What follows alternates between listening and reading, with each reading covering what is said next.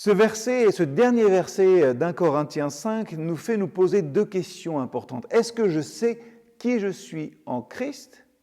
Et est-ce que je marche, est-ce que je vis de sa justice pour nous? En Christ, premier mot de ce verset, de ce dernier verset d'1 Corinthiens 5, désigne l'acte de Dieu qui est la cause efficiente, qui a de l'efficacité, car de la réconciliation dont parle l'apôtre. Celui qui n'a jamais rien eu de commun avec le péché, Jésus-Christ, celui dont la vie restera pure et sainte, Dieu l'a fait pécher pour nous. C'est-à-dire qu'il a vu et puni en lui le péché. Je vais être un petit peu compliqué peut-être, mais c'est central dans notre foi.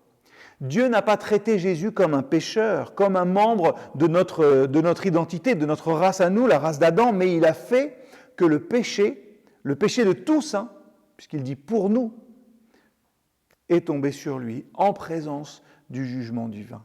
Il a fait venir sur lui finalement le péché de nous tous. Et donc quiconque est maintenant uni à Christ, un avec lui par une foi vivante, devient justice de Dieu. Ça veut dire quoi? Ça veut dire que nous sommes revêtus de cette justice, pénétrés de celle-ci.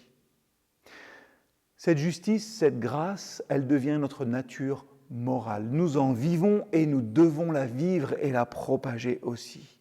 L'essence même de notre être de plus intime, c'est cela. Je me sais pardonner, je me sais justifier devant Dieu par Christ. En d'autres termes, Christ est devant Dieu ce que nous sommes, identifiés avec le péché. Et nous devenons ce qu'il est, identifié avec la justice parfaite de Dieu.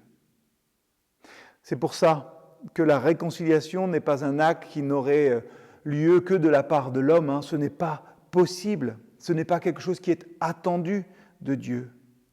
Non, c'est Dieu qui nous réconcilie avec lui par l'œuvre de Christ.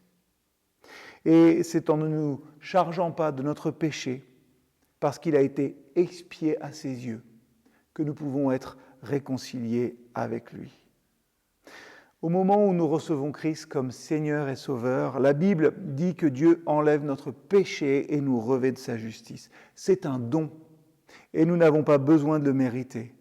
En revanche, nous devons nous en emparer pour en bénéficier. Lorsque vous savez que Christ vous aime, qu'il est mort pour vous, alors vous pouvez vous lever chaque matin et faire de votre mieux pour l'aimer et aimer les autres. Vous savez qui vous êtes en Christ. Vous savez que vous pouvez marcher dans la justice qu'il a acquise pour vous et vous en revêtir. Et plus vous comprendrez, plus vous vivrez de cet amour qu'il a pour chacun d'entre nous, plus votre réponse naturelle sera de vivre pour lui avec tout ce que l'on a.